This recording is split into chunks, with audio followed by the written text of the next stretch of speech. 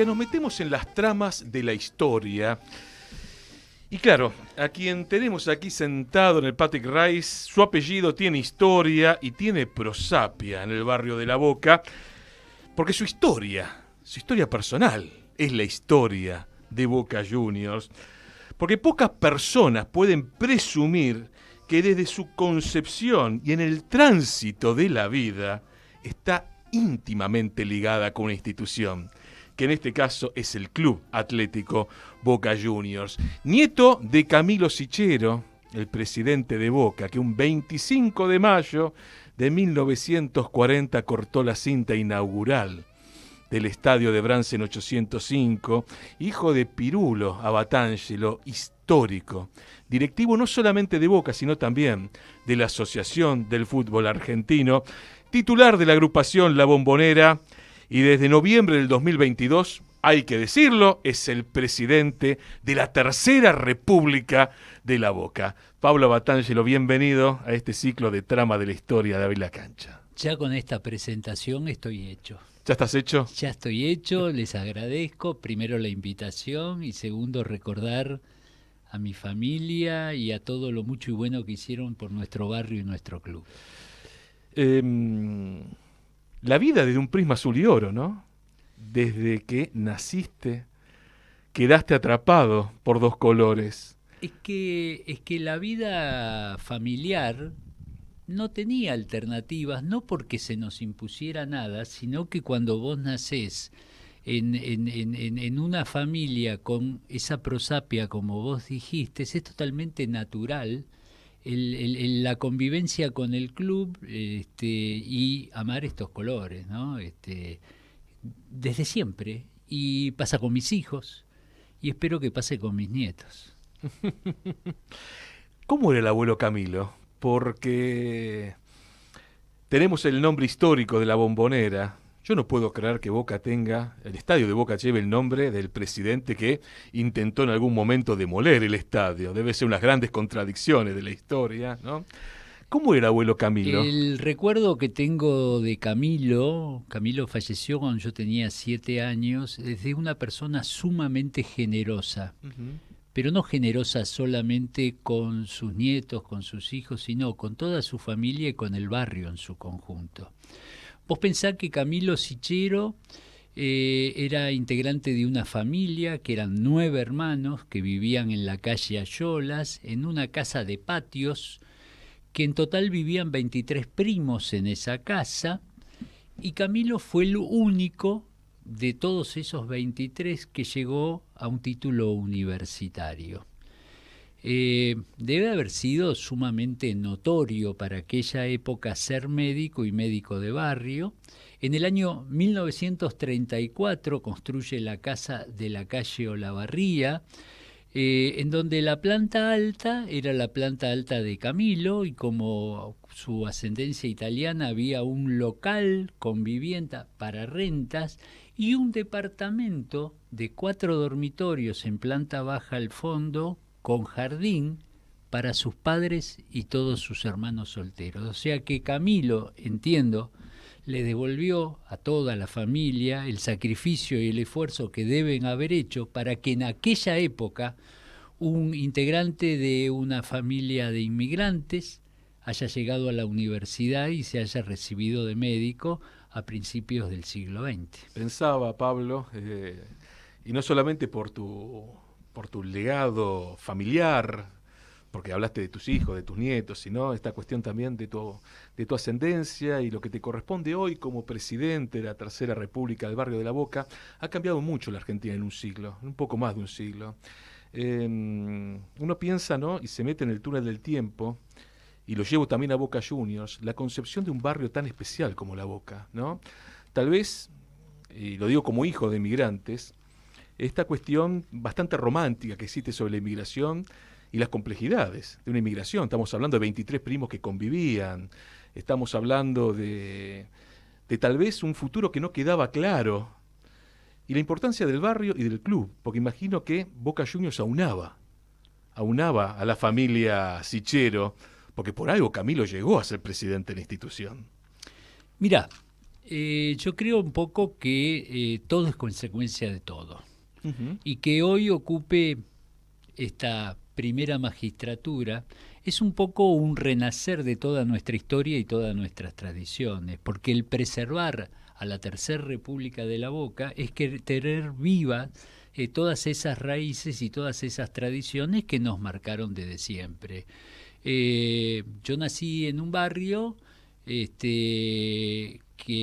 sobre todo en la calle Olavarría, la Florida de la Boca, en donde los carnavales, en donde la vida era una fiesta y en donde los conventillos se daba esa vida comunitaria, esa vida de pertenencia y de afectos y de amigos que las corrientes migratorias hacían que aquellos que llegaban dejando a sus familiares en tu tierra natal entrañaran familia con esos vecinos, quizás de otras nacionalidades, de otros procederes, y de esa manera se da esa vida tan comunitaria y tan solidaria que tiene nuestro barrio.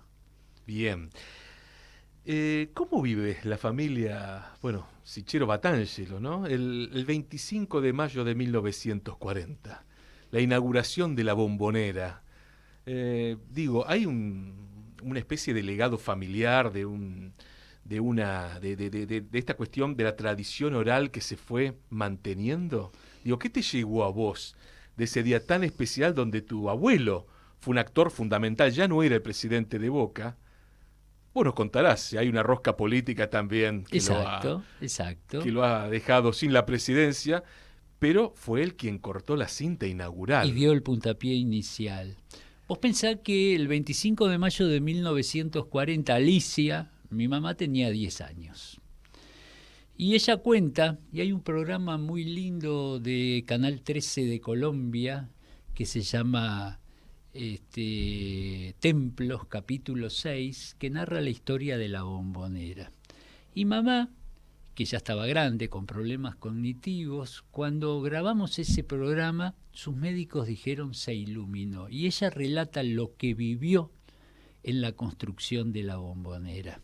Porque su padre, médico, históricamente la llevaba 1 o 2 veces por semana al cine, al centro, para la cual mi abuela la ataviaba como las nenas debían ir en compañía de su padre al cine del centro.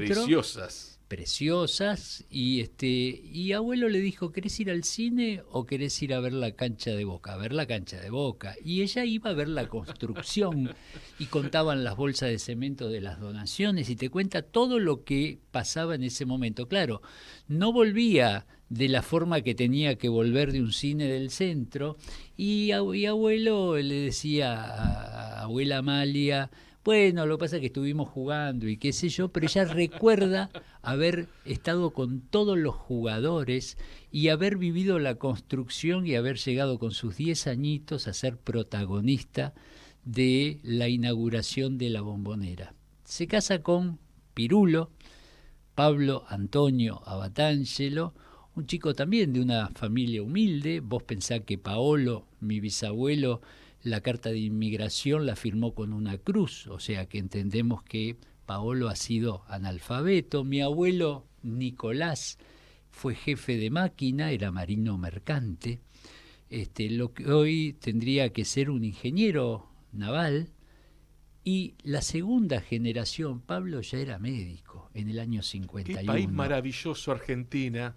Qué país maravilloso. En 2 generaciones, un analfabeto a un profesional que vivían en un conventillo en Pere Galdós y Necochea, y después lograron comprar la casa de cemento, y con sus hermanas Coqui y Rosita, bueno, ellas lo ataviaban, era el hermano menor, y lo ataviaban para ir a la facultad, y dice que salía como un dandy.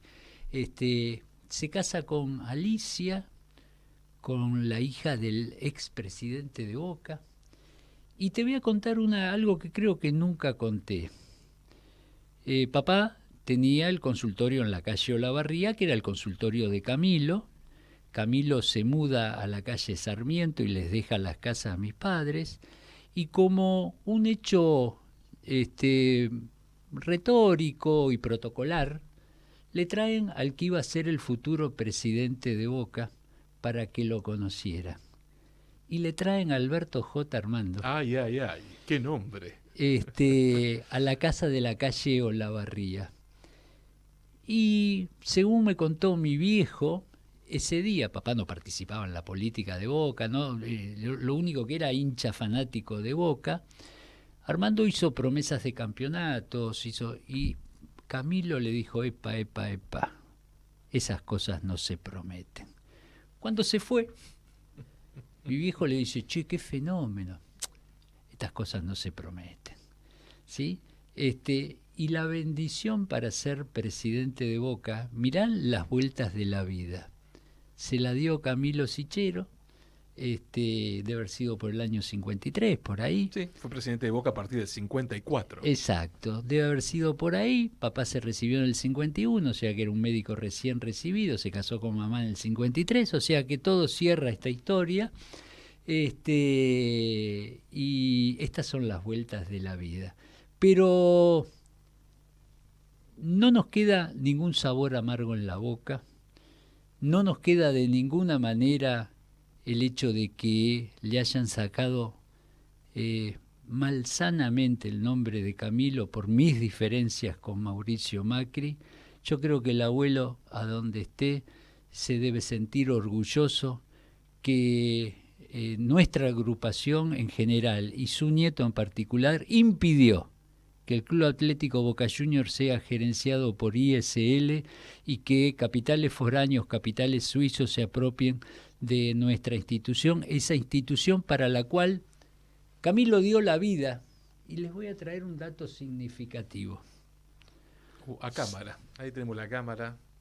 Es un carnet del año 1944. A ver, es el carnet del año 1944 que confirma que Camilo puso en garantía hipotecaria la casa de Olavarría 548 para construir el estadio de Boca. Él y toda su comisión directiva hipotecaron sus casas para que Boca pudiera construir su estadio, porque no tenían la forma de avalarlas. Y si querés, vamos a ir contando toda la historia de esto. A ver, en los años 30, y acá entra un personaje en escena que fue el presidente Agustín Pedro Justo, que fue tal vez el primer presidente de la nación argentina que comprendió que esto del fútbol lo podíamos utilizar en términos de política proselitista. Fue un adelantado al Cotino Siglia. Radicales los dos. Sí, bueno. La ley 12.345, la antecesora de la ley del deporte, año 1936, disponía de fondos públicos para la construcción de estadios. El tema es que nadie te regala nada aquí. Aquí necesitaban avales. Y en el caso de Boca fueron de tu abuelo, entre otros socios, claro. La historia cuenta que en el año 1933 el Club Atlético Boca Juniors decide llamar al ingeniero del Pini, Sulcic y Bes para diagramar la construcción del estadio de cemento, como ellos llamaban al estadio de hormigón armado. Hay un acta de comisión directiva que yo quise traerla, pero la fina invitación que me hicieron en el día de ayer no me dio tiempo a encontrarla. Ruperto Molfino, el presidente que antecedió a Camilo Sichero, en el año 1935 habla de la inviabilidad de la construcción del estadio de cemento. Más allá de que el proyecto estaba presentado, era inviable desde el punto de vista financiero. Camilo y su conducción, integrantes la mayoría del barrio de La Boca, con Francisco Sichero como tesorero, su hermano, se comprometieron en la campaña del año 37 a la construcción del estadio de cemento. Y vaya si lo hicieron, porque en el año 1938 pusieron la piedra fundamental de lo que después fuera la Bombonera. La madrina es la mujer de Justo. La madrina es la mujer de Justo, el tema fue así. Boca había construido la primer bandeja, la segunda bandeja, exceptuando la tribuna de Aristóbulo del Valle. Claro, claro. Agustín P. Justo dice no se puede inaugurar una cancha faltándole una bandeja, y ofrece créditos para construir eso, pero no había avales porque ya todo lo disponible había sido puesto en avales, y ofrece como avalista a su yerno, al esposo de Odilia, que también se llamaba Odilia, la hija de Justo, como se llamaba su esposa, que era Eduardo Sánchez Terrero. Eduardo Sánchez Terrero, 37-38, o sea, coincidentemente con Camilo, Eduardo Sánchez Terrero fue presidente de la Asociación del Fútbol Argentino. Una especie de intervención solapada. Exactamente, porque no era presidente de ningún club, no formaba parte, y voy a contar otra intimidad de transmisión oral. Camilo le dijo a Pirulo, Eduardo Sánchez Terrero no tenía antigüedad de socio para ser presidente. Fraguamos los papeles para que pudiera ser presidente y que Justo nos otorgara ese crédito. Ya prescribió, Pablo. Ya prescribió. Pero, a ver, todo lo que hizo Camilo lo hizo en pos y en beneficio de la institución, porque cualquier otro presidente... No hubiera cedido la presidencia. No hubiera cedido la presidencia. Y él cedió la presidencia, por eso el 25 de mayo de 1940 era vicepresidente de Eduardo Sánchez Terrero, que a la postre fue un gran presidente, con muy buenos éxitos deportivos del 43, del 44. Vos pensás que el equipo soñado de mi viejo, el de Vaca, Amaranti, Baluzzi, Sosa, Lazati, Pesia, Boyé, Corcuera, Sarlanga, Varela y Sánchez, es el equipo del 43 cuando era presidente Eduardo Sánchez Terrero. Pero en pos y en beneficio de la institución se dio la presidencia y por eso le otorgaron el honor y el beneficio, como vos dijiste, de cortar la cinta y dar el puntapié inicial el 25 de mayo de 1940. Bien. Me quedé con estas tramas de la historia, son maravillosas, maravillosas. En lo personal, ¿qué opinión tenés de Alberto Armando? Mirá, Alberto J. Armando pretendía, como todos ustedes saben, trasladar el estadio a la ciudad deportiva. Alberto J. Armando, con otros dirigentes del fútbol argentino, hablaba del fútbol espectáculo. El fútbol espectáculo es el antecedente directo de las sociedades anónimas deportivas. Tenía el mismo criterio y el mismo concepto de los que hoy defienden las sociedades anónimas deportivas. Y es por eso que el barrio de La Boca resistió a esa movida de preservar a la institución como asociación civil. La discusión no estaba dada en términos ideológicos y filosóficos como ahora, sino que estaban encubiertos en el fútbol espectáculo, que era ni más ni menos que transformar a nuestra asociación civil en una sociedad comercial que lucrase con los beneficios del fútbol. Y es por eso que en la década del 60 nace nuestra agrupación, que no casualmente se llama La Bombonera, que es el nombre que le pusieron primero para resistir el traslado del estadio a la ciudad deportiva. Hubo dos próceres, Armando Banchero y Luis Suárez, que fueron los pioneros. Yo era muy chico. Imagínate que se formalizó el 15 de marzo de 1969, pero trabajaron desde el 66 juntando voluntades, caminando la masa societaria, que era mucho menor, obviamente, y teníamos, y digo teníamos porque yo participaba de eso, teníamos nuestra sede en la calle Aristóbulo del Valle y Almirante Brown. Y ahí tuve la primer función en la agrupación La Bombonera. ¿Cuál fue, Pablo? Resulta ser que obviamente nos hicieron cumplir con todos los requisitos del 10% del padrón electoral, de avales del padrón electoral. nuestra agrupación antes, hoy y siempre se caracterizó por estar desfinanciada y no tener los fondos como para que esos avales sean tomados por escribanos. Entonces la alternativa era que el socio tenía que ir al club y firmarlo ante un funcionario del club. Y mi primer función era, determinados días a las 6 de la tarde, llegaban los socios a la agrupación y yo los acompañaba porque ya conocía el recorrido. Ahí me gané el mote de el escribano. Yo tenía 11 años y me sentía sumamente orgulloso porque sabía cómo era todo el recorrido, ya conocía a los empleados que tomaban las firmas, algunos de muy malas ganas y de muy malos modos porque llegábamos tarde en el horario de cierre, pero claro, teníamos que esperar a que la gente saliera de laburar para poder llevarla a hacer la firma. No casualmente decíamos 6 de la tarde y había tipos que llegaban más tarde. Y esa fue mi primer misión. Mi segunda misión en la agrupación La Bombonera fue nuestro primer acto electoral de 1971, donde llevamos a Petrón Escorza Altamirano.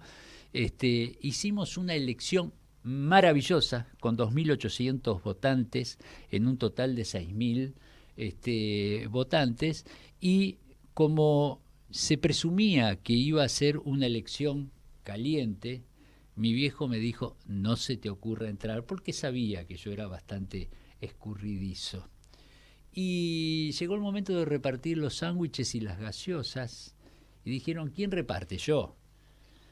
Y entonces entré con los sándwiches y las gaseosas a repartir a los fiscales. Esa fue mi segunda misión importante en el año 71, en el primer acto electoral que se presentó La Bombonera. Ahí vamos a un poquito con tu viejo, ¿no? Con Pirulo, un símbolo enorme de Boca. Y atenti también porque tuvo una actividad importante en el seno de la Asociación del Fútbol Argentino durante muchos años. 7 años. Pero yo quería que nos recuerdes la primera vez que entraste a La Bombonera de la mano de tu viejo. El primer recuerdo vivo que yo tengo de La Bombonera, hoy sé que fue el 9 de diciembre de 1962. El penal de Delem. El penal. El penal que Roma la ataja a Delem. Ese lo tengo grabado, lo tengo fijo en la memoria. No se adelantó Roma, ¿no? No se adelantó, juro que no salió del área chica. No salió del área chica. Y la anécdota, mira, se me pone la piel de esta noche. La anécdota es que teníamos la platea, mi tío Eneas, mi primo Norberto, mi tío Salvador, mi viejo, mi tío Raúl, y yo 5 añitos, no tenía platea, me sentaba entre Salvador y mi viejo, ¿sí? Y cuando llega el momento, Paulo Valentín había hecho el 1-0, claro. Y cuando llega el momento del penal, todos me dicen: hacé los cuernos. Y yo hice los cuernos, como puede ser un nene. No, con fuerza y con fuerza. Yo hice toda la fuerza que pude, y cuando Roma ataja el penal, todos me abrazan a mí, gracias a los cuernitos que hice. Llegué a casa y le dije: mamá, hice los cuernos y Roma atajó el penal. Por mucho tiempo estuve convencido que el penal lo atajó gracias a mí. Y otra anécdota linda que tuvimos, porque íbamos a ver a la Tercera Especial los jueves, jugaba la Tercera Especial. Mi viejo tenía consultorio lunes, miércoles y viernes. Entonces los jueves lo debe haber hecho para ir a ver la Tercera Especial, ¿viste? Era una costumbre muy arraigada, sí, sobre todo en los futboleros viejos de aquella época. Y íbamos a los palcos. Y nos gustaba mucho, ustedes estaban hablando de los gritos en pandemia, porque se escuchaban las voces de los jugadores y escuchabas cómo se gritaban uno a otro y qué sé yo. Ese día Boca hace un gol, el poco público que había grita el gol, y nos fuimos, mi hermano y yo, convencidos que había ganado 1-0. En el arco del otro lado, claro, nosotros éramos chicos, jugábamos y qué sé yo, River había hecho 2 goles. Y mi viejo nunca nos dijo que River había ganado 2-1 por temor a que nos convirtiéramos. Así no, que... no. ¿Había en la familia algún riverplatense que pudiera ser una especie de francotirador escondido en búsqueda de cambiar el destino azul y oro? No había ninguna posibilidad. No había ninguna posibilidad. Él se encargaba, mi viejo, se encargaba de llevar harina para nuestro costal, hijos de amigos que había convertido, amigos de él de San Lorenzo, y los llevaba a la cancha y qué sé yo, y los pibes se hacían fanáticos de Boca, ¿no es cierto? O sea, hay una cantidad de hinchas de Boca que hizo mi viejo, que no sé si estaba bien o mal, pero que él a todos los hacía hinchas de Boca. Pablo, ya nos vamos a la tanda. Me quedé pensando, ¿no? Vos nombraste recién el equipo del 43, ¿no? Tu abuelo, tu viejo también, esta cuestión de... ¿Y tuviste acceso a esos jugadores, a charlar con aquellas viejas glorias de Boca? Mira, yo tuve el honor, el privilegio de, en la cuadra de casa, que Claudio Vaca tuviera su negocio y Claudio muy amigo de papá, por lo cual yo tenía un acceso directo a Claudio. Otro gran jugador de esa época fue Mario Boyé, que era del mismo club de barrio que papá, de Brisas del Plata, eran amigos de chico. Recuerdo haber ido a la pizzería La Guitarrita que tenía con René Pontón y su En cuñado. Belgrano. Y siempre que los cruzábamos con Claudio, Claudio siempre de una estirpe espectacular, ¿no? Papá me decía, el mejor arquero que tuvo Boca. El mejor arquero que tuvo Boca. Yo era muy futbolero, me encantaba, iba a jugar al fútbol lunes, miércoles y viernes, martes, jueves y sábado, iba a la Asociación Cristiana de Jóvenes, todos los días deportes. Y papá tenía el consultorio, cuando yo venía de jugar, abría la puerta, me preguntaba cuánto habíamos salido, cómo había, ¿no? Y había un señor mayor, de traje, pelo blanco, ¿sí? Me dice, vení que te voy a presentar a don Américo Tesoriere.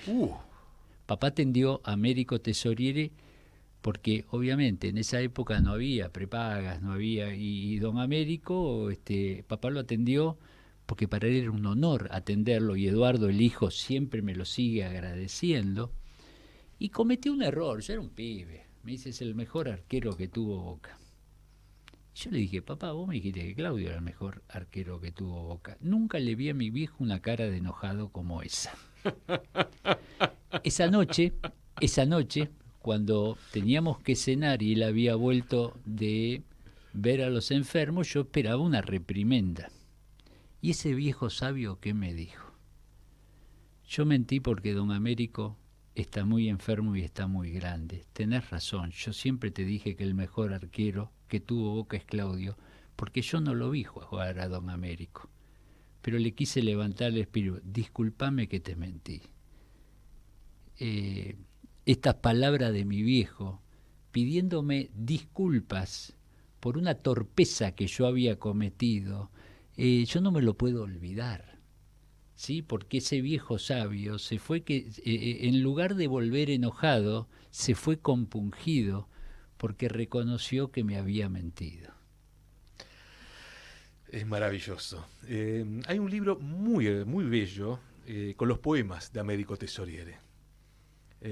No solamente fue una gloria de Boca del fútbol argentino. Lo presentó Eduardo hace poco, yo estuve en la presentación del libro. Bellísimo, sí. Bellísimo, bellísimo, de un hombre que sentía el barrio, que tenía una sensibilidad para escribir sencillamente fabulosa. ¿Puedo contar una anécdota más? Sí, por supuesto, estamos para eso. Ustedes saben que yo tengo una empresa constructora e inmobiliaria. Un día me traen una propiedad en la calle Irala a la venta. Y la señora, la dueña, me dice, hace 2 años que la tengo a la venta y no la puedo vender. Con un colega. Lo llamo al colega, le digo, mira, me trajeron la propiedad a la venta. Sí, Pablo, es invendible. Le digo, no, yo no quiero tener problemas con vos. Vendela porque es invendible. A la semana la vendo. Al poco tiempo, un vecino de la misma casa dice, usted vendió la propiedad, qué sé yo. Dice, estaba destruido el departamento. A la semana lo vendo. Y así me pasa con 2 o 3 propiedades de esa misma casa. En la tercera propiedad se atrasa la escritura, hay un problema y qué sé yo, y no podemos hablar con la familia. Y me dice, mi mamá era muy amiga de don Américo Tesoriere que vivía ahí. En un edificio que eran invendibles los departamentos, yo vendí extrañamente 3 propiedades al toque, y yo creo que me lo mandó don Américo, en gratificación por lo que Pirulo hizo por él. Bueno, vamos a volver a través de la figura de tu viejo, de Pablo Pirulo Abatangelo, porque fue uno de los pilares en un momento de la historia de Boca, ¿no? Por ejemplo, la contratación de Diego Maradona. Sí, claro. La contratación de Diego Maradona en situaciones muy complejas, porque era una Argentina compleja la de aquel 1981. Bueno, tu padre va a tener un rol casi definitorio para que Diego vistiera la camiseta de Boca en aquel 81. Vos ya tenías algunos años, vos eras parte de la vida institucional de Boca. Sí, claro, yo ya era arquitecto, yo me recibí el 22 de diciembre del 80 con 23 años. Una criatura. Exacto. Un pibe. Un pibe.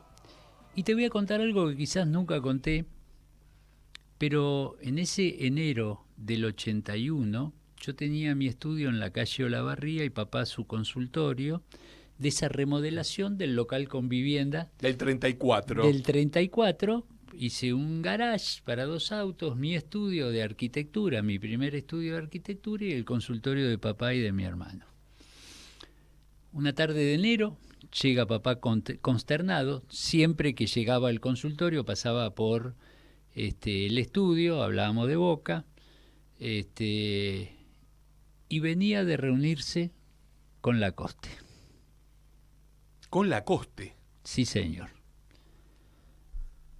Y esto lo pude corroborar no hace mucho por una nota que Gustavo Veiga hace en página 12, en donde dice que el Ente Autárquico Mundial 78, EAM 78, estaba en 2 pisos de Avenida Corrientes 1306, que fue transformado en Espacio de la Memoria. Esa tarde, papá llega visiblemente consternado y me dice, me citó Lacoste. ¿Qué pasó? Me dijo, ¿Diego juega en River o no juega en ningún lado?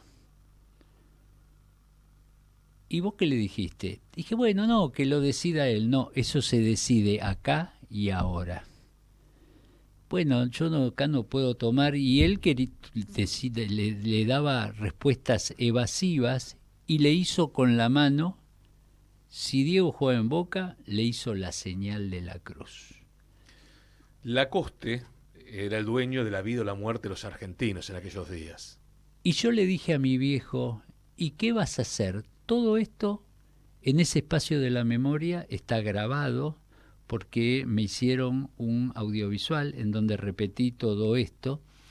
Y gracias a Gustavo, cuando leo la nota de EAM 78, le digo, ¿y a dónde fuiste? ¿A la ESMA? Me dice, no, papá laburaba en servicios sociales bancarios, que tenía las oficinas frente a Plaza Lavalle. Me dijo, no, ahí en la calle Corrientes tienen unas oficinas. ¿Sí? O sea que fue caminando, como él me dijo, y yo no precisé el lugar. Y hace poco tiempo descubrí cuál era el lugar. Y le dije, ¿y vos qué vas a hacer? Que sea lo que Dios quiera. Yo a la gente le prometí que traía a Maradona.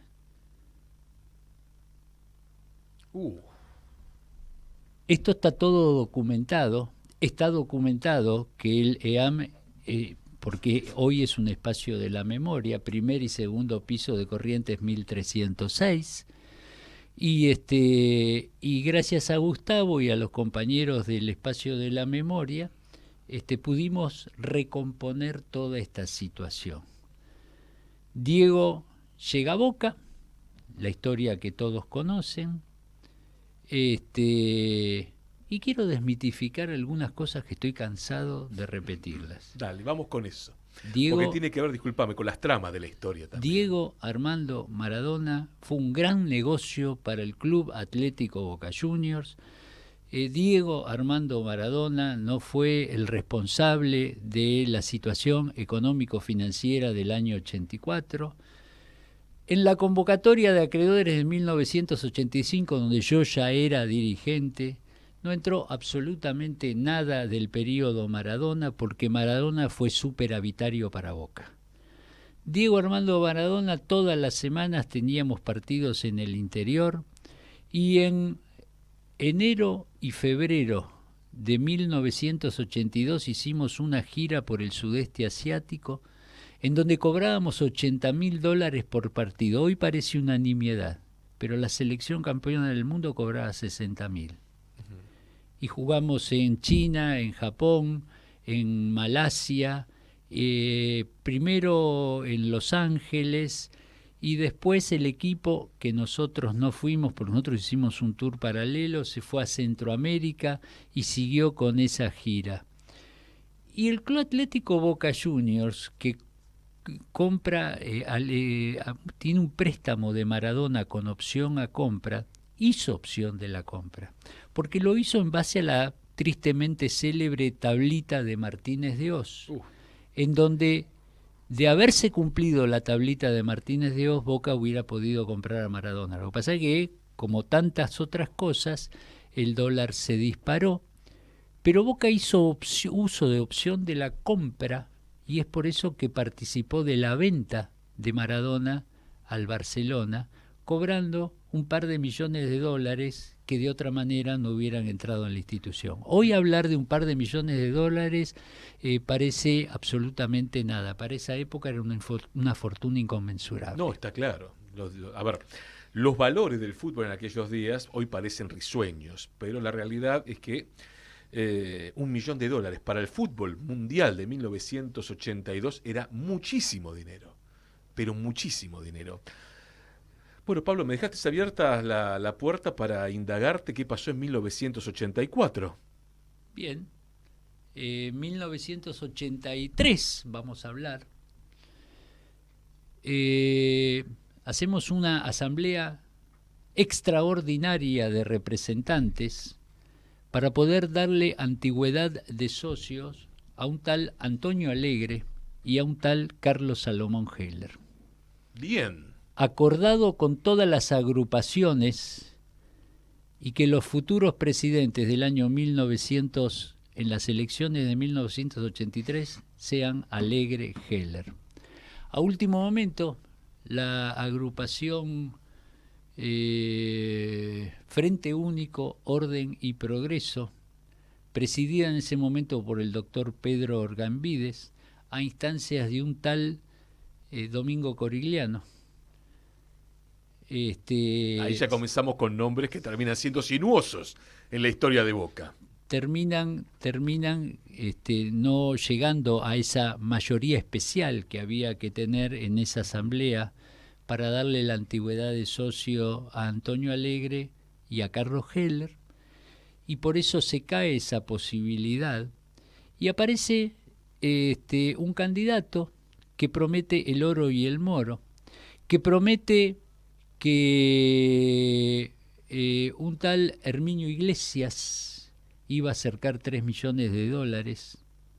Herminio Iglesias y su quema de cajón hizo, no solo fue el salvoconducto para Corigliano, porque Herminio Iglesias nunca tuvo intenciones de aportar $3 millones, y es por eso que el año 84 se suceden este sinfín de sin razones, en donde el equipo fue llevado de las narices a situaciones incomprensibles, en donde se les prometía y se les incumplía sistemáticamente con todo, y se llega a esa huelga del cuarto piso B de Avenida Martín García 496, el departamento de Guillermo Coppola, que no hace mucho lo vendí yo, ya no era más de Guillermo.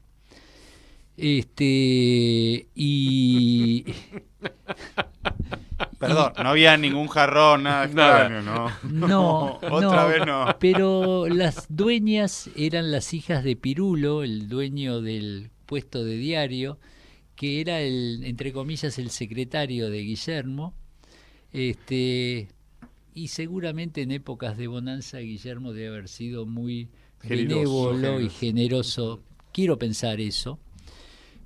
Nunca lo hablé con Guillermo. Y se llega al triste problema de Ruggeri Gareca, que empieza a tratar el interventor, Federico Pollack. Interventor que llega... ¿Leíste el libro de Pollack? Lo leí, el libro de Pollack. Tengo una anécdota divina con ese libro. Armando a Macri. Se llama el libro. Armando a Macri.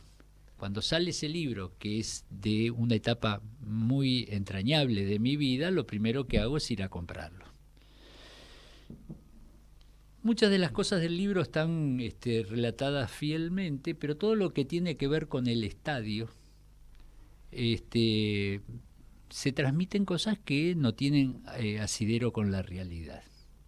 Un día Pablo Lisotto, periodista de La Nación, que también está escribiendo sobre el Boca de los 80, me hace determinadas preguntas para su libro y le digo, no cometas los errores de Pollack en el libro. ¿Cuáles son los errores? A la semana suena el teléfono, Federico Pollack. Ay. Y me dice, Abatangelo, ¿me puede recibir en su oficina? Sí, como no, Federico. A todo esto pongámonos en situación. En el año 84, el interventor, todas las juventudes de las agrupaciones políticas lo fuimos a interpelar. Le dijimos cualquier sarta de barbaridades, que no reconocíamos su autoridad, que era hincha de Racing y que ningún hincha de Racing iba a venir a decirnos lo que nosotros teníamos que hacer. Y Federico no abría la boca. Cuando terminamos y ya no teníamos más argumentos para tirarle encima, dijo, ustedes son piezas fundamentales en este proceso. Un fenómeno. Entendí un montón de política. Un fenómeno. Ustedes son piezas fundamentales en todo este proceso. ¿Sí? No estoy abulonado a este sillón.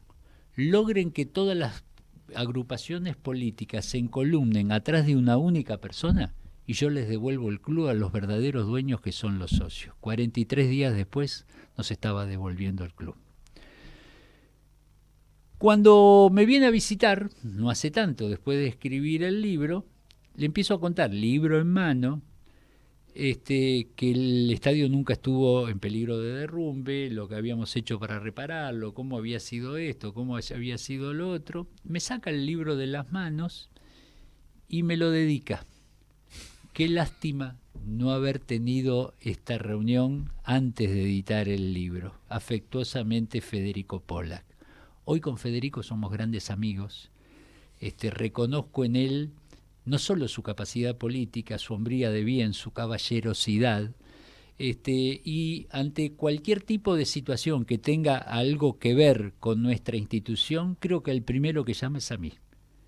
Y yo realmente lo reconozco como un gran dirigente que nos dio la posibilidad de salir en un momento muy difícil. Asumimos el 5 de enero de 1985 una conducción encabezada por Antonio Alegre. Carlos no fue de esa partida, era asesor porque no tenía la antigüedad de socio para estar en esa conducción. Y Antonio me encomienda la labor para mí más importante de mi vida profesional, la reparación del estadio que estaba clausurado. Me acuerdo. ¿Cómo se te jugó? En la vida, la cabeza, los recuerdos, tu abuelo. Fue en la parrilla, ¿Cómo se te jugó todo eso, Pablo? La posta de Antonio, estábamos cenando en el entrepiso que tenía la parrilla, me lleva a una parte y me dice, necesito a alguien de confianza. Yo ya había trabajado con él en la terminación de la Ciudad Deportiva. En el año 81 hicimos los trabajos para poder escriturar la Ciudad Deportiva y Alegre Pavimentos nos había dado una mano muy grande. No hay un mango, ¿te animás? Le dije, sí, Antonio. Y me nombró presidente del departamento de obra y vocal de esa comisión directiva con 26 añitos, 27 añitos.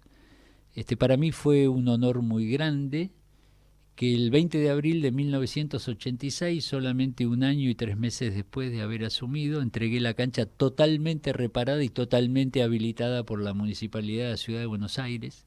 Y el Club Atlético Boca Juniors no tuvo que poner un solo peso, porque hicimos un joint venture que estaba en el pliego de bases y condiciones, en el que la empresa me entregaba un sector aprobado por la municipalidad y nosotros le entregábamos un sector de plateas. El equipo anduvo bien, ellos ganaban guita, entonces se apuraban en los trabajos para tener más sectores y cobrar más recaudación, y era un ganar-ganar. Nosotros aceleramos los tiempos, ellos ganaron buena guita. Mirá cuál fue la trama justamente. Exactamente. De lo que fue la reinauguración de la Bombonera, ya con el nombre de tu abuelo. El nombre de mi abuelo ese día se le puso Camilo Sichero y se le puso Alberto J. Armando la Ciudad Deportiva, o sea, un justo homenaje a los hacedores de cada una de las...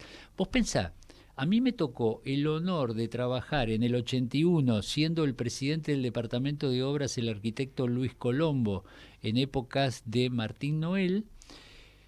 Boca había perdido la Ciudad Deportiva en el año 78 porque no había cumplido con las tareas que decía la ordenanza. Entonces le habían sacado la Ciudad Deportiva. Martín Noel consigue del entonces tristemente célebre brigadier Cacciatore una prórroga para cumplimentar los trabajos. Te voy a decir que gracias a Alegre Pavimentos pudimos cumplimentar los trabajos porque puso toda la maquinaria a disposición del club. ¿Antonio Alegre es un presidente que no se lo ha dimensionado con el paso del tiempo? Y yo creo que hay quienes tienen la verdadera dimensión de Antonio y quienes lo ponen en un segundo plano de los éxitos deportivos. Claro. Pero... Como si la historia de Boca comenzara el 3 de diciembre del 95. Claro. Ahí está el asunto, claro. Ahora, ¿no es injusto, tal vez, con la Boca, con su historia? Es totalmente injusto. Es totalmente injusto desde el hecho de que a un presidente lo homenajeen con un estadio que quiso demoler, es la mayor injusticia que hay. Y a un presidente, que toma el club con el estadio clausurado, supuestamente con peligro de derrumbe, que nunca tuvo peligro de derrumbe. Pues uno de los tantos mitos que siempre tiene la Bombonera. Al borde de la quiebra, con juicios. A mí me tocó en la convocatoria de acreedores manejar 330 juicios con sentencias firmes de palcos. Mirá las vueltas de la vida. Yo tuve que defender a Boca de los juicios que le hicieron a Armando por la venta de palcos y plateas en la Ciudad Deportiva. ¿Sí? Los famosos bonos patrimoniales. No. Los bonos patrimoniales eran rifas que una vez que pasaba el plazo de la rifa, eso que eran bonos propatrimoniales fue una de las tantas estafas que se hicieron porque nunca cotizaron en bolsa ni nunca sirvieron para nada. Vos una rifa, cuando llega el día de la rifa y no ganaste, rompela, no sirve para nada. Bueno, eso eran los bonos propatrimoniales. El tema es gente que puso plata y compró plateas de un estadio que nunca existió. Plateas, palcos y 330 habían logrado tener sentencia firme que Boca tenía que hacerse cargo. No era en el monto de la convocatoria, no era el monto más importante, pero tener 330 votos en los dos tipos de votaciones era importante. Y conseguimos más de 230, 240 votos, que ubicate en el año 85. Conectar a 330 tipos, no había celulares, había que llamarlos por teléfono. Agarrar la guía. Ir a buscarlo a la casa. Bueno, había algunos que me puteaban en arameo antes de empezar a hablar. La estrategia, ¿sabes quién me hizo el coaching? ¿Quién? Carlos Taqui. ¿Se acuerdan? Carlos Taqui, Mirá. que era el secretario de Ingresos Públicos de Domingo Cavallo. Después Sí. fue un tipo sumamente pulcro, meticuloso, un genio, ¿sí? Para todo lo que tuviera que ver con el tema de la convocatoria de acreedores. Venía con una pila de carpetas así y le decías el juicio de tal, agarraba, sacaba, te contestaba y lo volvía a guardar. Se murió y nunca supe cómo lo hacía. Y me dijo, porque era todo pausado, con su capacidad negociadora usted lo va a saber hacer, y me dio pautas de negociación. Había algunos que le decía que de él dependía la quiebra, hincha de Boca, decía, no, ¿dónde tengo que firmar? Y firmaba. Había otros que me puteaban en arameo y había otros que negociaban y les daba espacios en la Bombonera, cambiando un determinado tiempo y qué sé yo, pero conseguí 230 y pico de votos favorables.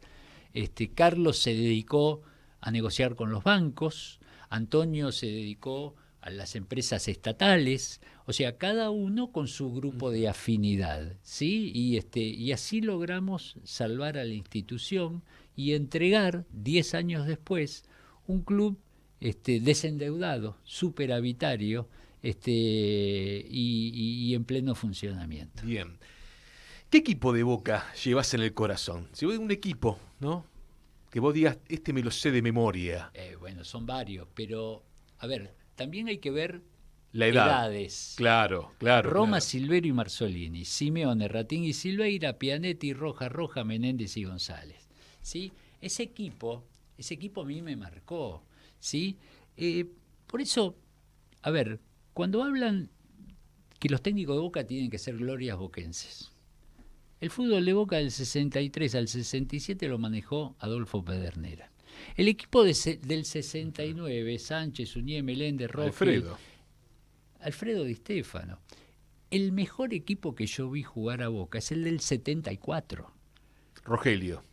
Con Rogelio, exacto. Es el del 74. No ganamos nada, pero fue el mejor fútbol. En el 77 con el Toto, ¿sí? Vos fíjate que una gloria boquense en el 80 con Ratín íbamos últimos en la tabla, ¿sí? Y después con Bianchi, o sea, ¿por qué tienen que ser exclusivamente glorias boquenses? Si nuestra historia nos dice exactamente lo contrario. Tenemos que tener un técnico a la envergadura y a la talla de nuestra institución. Pablo, ¿te seguís emocionando cuando entras a la Bombonera? Todas las veces y por ejemplo este domingo mi hija menor, Enrico, está en Europa. Enrico va a todos los partidos de local, de visitante, va a todos lados, ¿sí? Pero está en Europa, está trabajando allá, y mi hija menor, Andreta, va todos los domingos. Pero este domingo en particular fue Francesca, Estefanía, mi sobrina y ahijada, y Andreta. Para mí fue tocar el cielo con las manos, que se hayan juntado las tres con la camiseta de Boca, ¿sí? Francesca me dijo, no es para todos los domingos, ¿sí? Pero Andreta va todos los domingos a todos lados, va a la previa de Pirulo. Pablo, me quedé pensando en algo. Sí. Enrico, Andreta, Francesca. ¿Sabes a dónde me lleva la historia? A los 23 primos. Claro. A los 23 primos. Claro. En la calle Ayolas y Almirante Brown. Digo, como una historia que tiene que ver con todo, con un barrio, que tiene que ver con Don Nicola, el que firmaba con la X. Bueno, abuelo Nicolás, ese fue Paolo. Nicolás fue al abuelo, pero ya Nicolás era marino, mercante. Todo tiene que ver con todo, todo tiene vuelve. que ver con todo. Pirulo, de su abuelo, le decía al ingeniero, cuando descubrió que había que era analfabeto, decía, mi abuelo era ingeniero. Mi papá era muy el ingeniero. Claro, muy irónico y se cagaba de risa de todo. Pablo, te agradecemos un montonazo este rato largo que te quedaste aquí en la Vila Cancha con estas tramas de la historia. Te quería llevar por otro lugar. Siempre hablamos de la Bombonera, siempre hablamos de la actualidad, de las complejidades. Hoy te quería llevar por la emoción, te quería llevar justamente a estas cuestiones que, digo, pocas veces nos encontramos ante alguien que tenga, no sé si el destino asignado por los colores, por un club, pero sino algo muy parecido. Si la intención era llevarme por las emociones, te aseguro que lo lograron, ¿no? Porque para mí todo lo vivenciado con mi viejo en particular y con Camilo en general, ese hombre generoso, que los fines de semana nos llevaba a mi hermano y a mí a comer, y era un gourmet, un eximio gourmet, y nos llevaba a los mejores lugares y él se daba dique con los nietos en todos lados. Son grandes recuerdos que para mí les agradezco que los hayamos revivido. Este déjà vu para mí es maravilloso. Bien, bueno, llegan mensajes. Aquí el gallego de la 39. Hoy a Vila Cancha se tiñó de azul y oro con la presencia del querido arquitecto Pablo. ¿No? Dicen Ah, aquí. qué lindo, qué lindo. Bueno, gracias por tanto periodismo y tablón. Bueno, es la idea de Vila Cancha, periodismo y tablón. Y emocionarnos. Pareciera ser que ya no se puede emocionar uno con estas cuestiones que tienen que ver con la vida, con las cosas. Es muy lindo. Les agradezco mucho, realmente me hicieron pasar un momento sumamente agradable. Gracias, Pablo. Gracias de corazón.